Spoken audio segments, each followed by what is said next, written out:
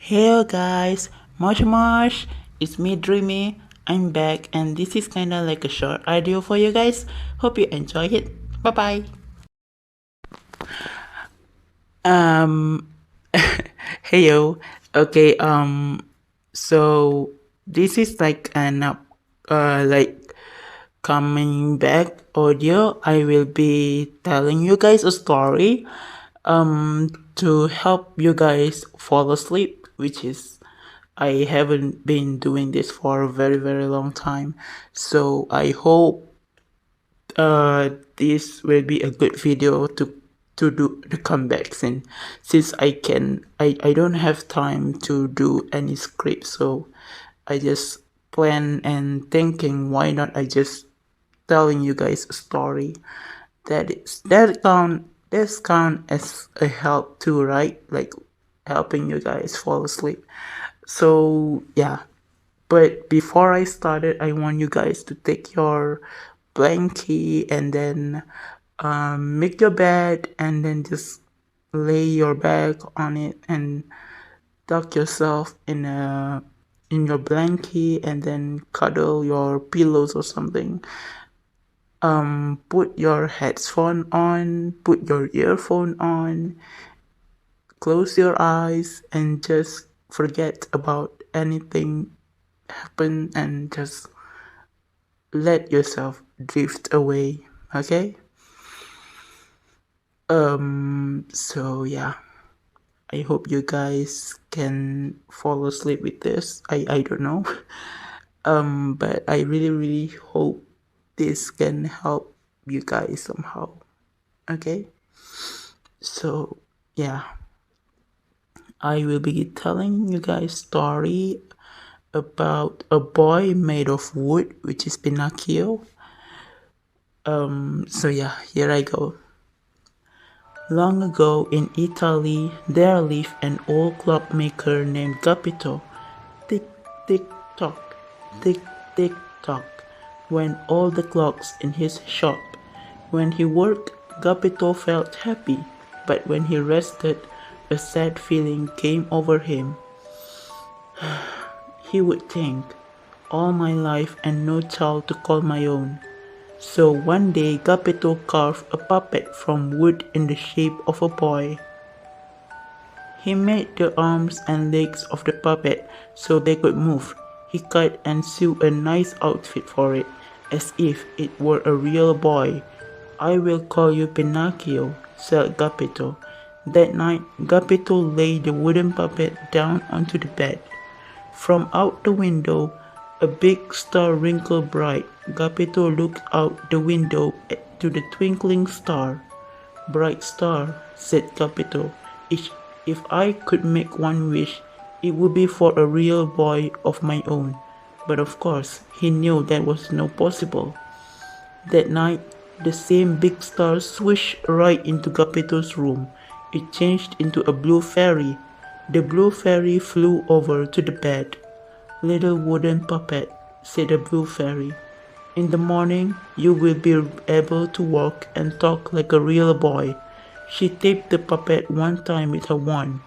And if someday you can prove that you are brave and true, you may become a real boy. Pinocchio's eyes opened. One more thing, said the blue fairy. Suddenly a cricket appeared. He was dressed mightily fine and could talk. Meet the cricket, said the blue fairy. He will stay with you to help you make wise choices. And with that, the blue fairy went swoosh and was gone, out of the window and up into the night sky. When Capito woke up to the next morning, he said, I will go take my puppet out for bed. But the bed was empty. Here I am, father, said Pinocchio from the other side of the room. Capito swung around. What? You can talk? Yep, I am Pinocchio, your boy. How can this be? Said Capito in shock. Then he said, but who cares? He rushed over and swept the wooden puppet into his arms. Pinocchio, my son, he said in great happiness. One day Pinocchio said, I want to go to school like other boys. Of course, said Capito. But he did not have the money to buy school books. Later that day, Gepetto came back home with school books. "Now you can go to school," he said. "But father, where is your warm coat?" With a wave of his hand, Gepetto said, "No need to worry about that. What matters is that you will go to school tomorrow." He did not want Pinocchio to know he had traded his warm coat to buy the school books. The next morning, Pinocchio said goodbye to Gepetto. He skipped along the path to school, humming as he went. The cricket rode on his shoulder, happy too. Coming up to them on the path was a fox and a cat. "And where are you going to this fine day?" said the fox. "I am going to school," said Pinocchio. "On such a fine day as this?" said the fox. "It is too nice to be stuck inside school. You should come with us to the fair." "Listen to me," said the fox. He put his arm around Pinocchio's shoulder. "Anything you need to know, you can learn at the fair." "Really?" said Pinocchio. "Take it from me," said the fox. "Pinocchio," said the cricket. "He does not know what he is talking about." The fox covered the cricket with his head. No one could hear the little fellow as the cricket tried to call out, "Pinocchio, do not listen to him." "Okay," said Pinocchio. "Let's go to the fair." And off they went. What a fair it was! By the gate was a man dressed in white. He called out, come in, right this way. Get your tickets here." With a sad look, Pinocchio said to the fox and cat, "I do not have any tickets." A man was selling old things at a table near the gate. He called, "Hey you, sell me those new school books of yours. This is how you can get money for tickets." The fair was so bright and colorful and exciting that the next thing Pinocchio knew, he had sold his school books for tickets. "No, Pinocchio, stop!" called Sid the cricket, who finally got out from under the fox's head. But Pinocchio, the fox, and the cat did not hear him. They were already inside the fair. On stage was a puppet show. "I am a puppet too," said Pinocchio. "I can dance like that." He jumped right onto the stage and started to dance with the other puppet. "Look at that new puppet," someone called. "It has no strings." "No strings?" said another. "Amazing!" Everyone laughed and laughed. They threw coins on the stage. The man who ran the fair saw coins fly onto the stage. "Well now," he said, rubbing his chin, "this puppet with no strings will make me rich." The next thing Pinocchio knew, he was picked up and thrown in a bird cage.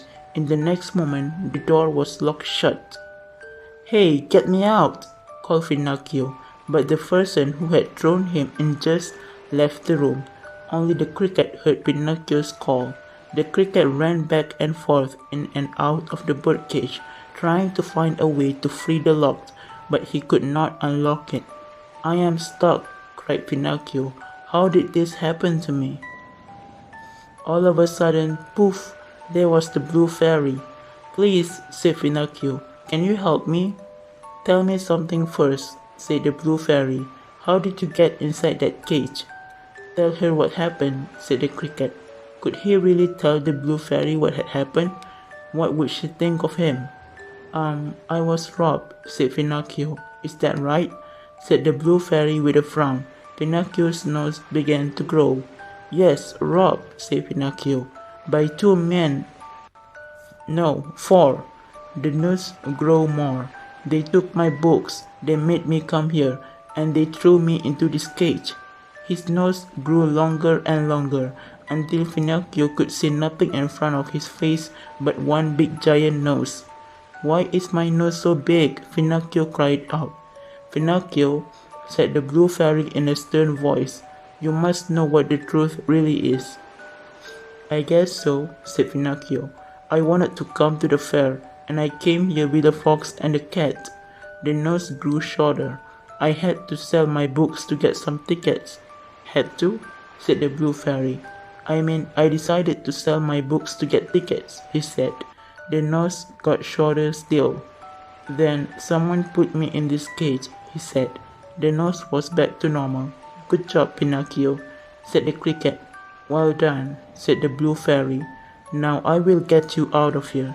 With a wave of her wand, Pinocchio was out of the cage. Here are your books, and Pinocchio was holding the same new school books in his hands again. Know this, said the blue fairy. You are on your own from now on. Make sure you do the right thing next time, and she was gone.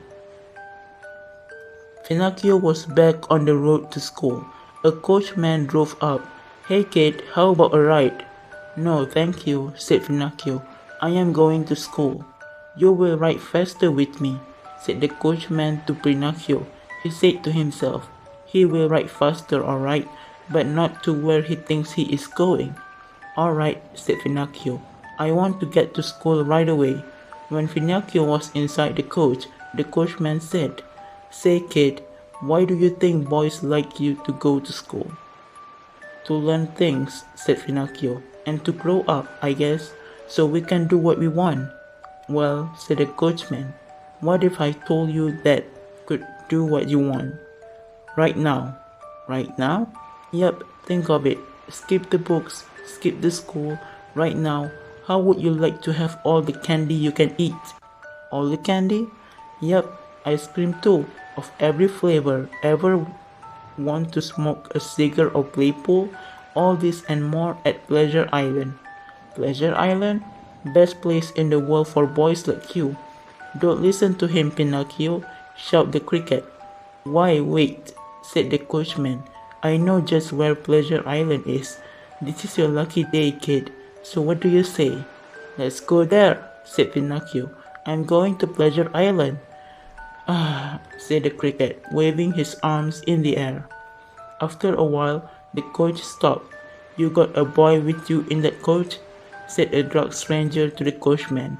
Yep, the coachman grabbed Pinocchio and threw him down onto the ground. He's all yours, now pay up. The coachman reached out for something. Was it money? From the stranger. Then the coachman drove off. What could it all mean? But as Pinocchio looked around, he no longer cared, for everything the coachman had told him was true. Heaps of candy all about, tubs of ice cream in every flavor. Boys like him could eat and play all day. None of them had to work or clean up. There were even cigars if you wanted one, and pool tables to play. But after a few days, something was odd. Where did all the boys go? He asked the cricket. All I see now are donkeys, said Pinocchio. I must say, there used to be more boys around here, said the cricket. Just then, one of his ears popped into a donkey ear. Then his other ear popped into a donkey ear too. Oh, cried the cricket. What is happening to you? I don't know, said Pinocchio. Pinocchio and the cricket saw a line of donkeys led by a dark stranger into a truck. Oh no, said the cricket. Now I get it. Boys get turned into donkeys here. Then donkeys are sold. Pinocchio, we have to get you out of here fast while we still can. Let's go, said Pinocchio. His 2 feet had popped into 4. Run, quick, said the cricket. One good thing about Pinocchio's new 4 legs is he could run very fast. Quick, quick, they ran out of Pleasure Island. Soon they were at a dock by the ocean. Please, sir, Pinocchio called out to a man by the dock. I am looking for an old man named Gapito. Do you know him? Sounds like you are getting a bad cold, said the man. Gapito, that's the old man whose son left one morning and did not come back. He went out on a boat to look for him. No one has seen the poor fellow ever since. Oh no, this is all my fault, said Pinocchio. I must look for my father. Pinocchio jumped off of the dock into the ocean. The cricket jumped in too, close behind. Most of Pinocchio was still made of wood, so he could float on the ocean. Father, he called out, paddling the water with his arms. Father, but there was no answer. All Pinocchio could see around him was blue water everywhere, until, what was that? Far away, something was rushing up, something big and very fast. In a moment, a giant whale was upon them. It opened its giant jaws and with one gulp swallowed Pinocchio. Rushing inside with all the sea water, tumbled Pinocchio and the cricket. When they came to a stop, they saw that they were in the dark belly of the whale. "Are you okay?" said Pinocchio to the cricket. "I am fine," said a voice of an old man. "Wait a minute," said Pinocchio. "Father, is that you?" There was Capito. Father, it's me," said Pinocchio. "My son," said Capito. "I thought I was dreaming." They hugged in joy. "Look," said Capito as three fish swam by. "There goes our dinner." "Father, I have an idea. Let's make a fire." "Grill fish tonight," said Capito. "No, I mean for us to get out," said Pinocchio. He gathered driftwood and got a flame going. "This is how we can make the whale sneeze," he said. Pinocchio waved his arm over the flame to make a lot of smoke. Soon clouds of black smoke were rising up. The whale gave a cough. "Hang on," said Pinocchio, and then, wham! In one big sneeze, Pinocchio, Capito, and the cricket flew out of the whale's mouth, rolling over and over in the sea water. At last they rolled up onto the shore. Pinocchio, Capito rose to his feet. The cricket was there beside him. But where was Pinocchio? And then they found him. Pinocchio was face down, his head in a puddle. "Pinocchio!" They were too late. Capito and the cricket wept over Pinocchio, the boy puppet who lay still in the water. Then in a flash, who was there but the Blue Fairy? "Pinocchio," she said, "you saved your father. You proved that you are both brave and true." She tapped his head with her wand. "And now you will be a real boy." Pinocchio woke up. He looked at his soft arms and soft legs. "Father," he cried out, "look, I am a real boy." "That you are," cried Capito. The Blue Fairy turned into a cricket. "Come," she said. In a flash, the two of them were gone, and they lived many long and happy years together. The end. You asleep? I hope you fall asleep now. Good night for you. Yes.